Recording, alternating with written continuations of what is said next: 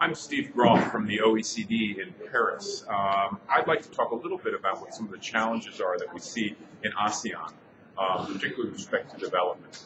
There are a couple of challenges that we see in ASEAN and in Asia more broadly on income inequality, on education, and on the governance. And so I think these are the ways that these countries can begin to address some of the challenges that they face in development. First, on income inequality, we need to see a better distribution of growth in these countries. And that can be achieved through more investments in education. That can be achieved in more accountable approaches to government, where governments are accountable to their people, to their populaces, and not necessarily to outside stakeholders. So that's what I would recommend thinking about some of the challenges that we see. Is first, better investments in education, all the way from primary education all the way up through tertiary education, but with a good, big, strong focus on primary and secondary education.